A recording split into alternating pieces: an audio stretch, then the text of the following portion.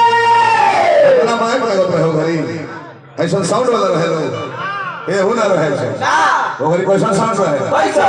एगो चोंगा छत पर धरा गइल बा एगो माइक लटका दिहल बा हमहु कर देख रहल भैया ऐसे हमरे के लइका रहनी जा धुरान काका के सिमल गोनई हमरा के हां खाई रहे आ जो मरले आवाज पूर्वी में पहले बेंजू अंजू नानू रहे ना नालू को माइक ना लागे ना किलाट बाजे किलाट वाला खड़ा होके जे नहीं का किलाट वाला खड़ा भइले एक बार जब फूकले नु पहले धुरान काका को नई फोन को बोल जाता रहे हम कहले काहे काका कान में आवाज लागल का कहले के ना बबुआ ना ई वेदांत कर किलाट वाला बा तौने हुमच के फूकलो सके थूक कान में ले बिल देले बा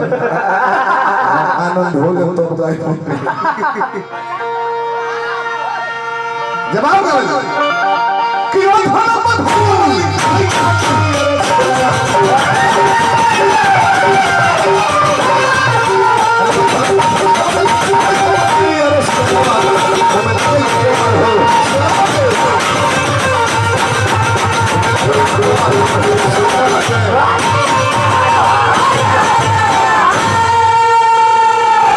अतले वो गुण भाई हुरका ले खड़ा होई है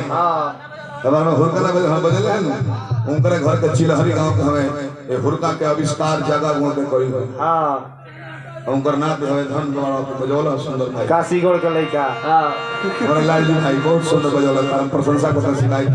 बाकी हुरका के फूल नाल पर निकली हां तबला तो हमारे जीवन भर बाजले लेके तबला के फूल पंडित जी के नकलूल के फूल से निकली बाकी बवारी से निकली हो नैनवारी जाम भर के देखने ना तो माइक बदले के पड़ गई गाई लो आओ ने भाई काहे आओ मंचो पर माला ना लगो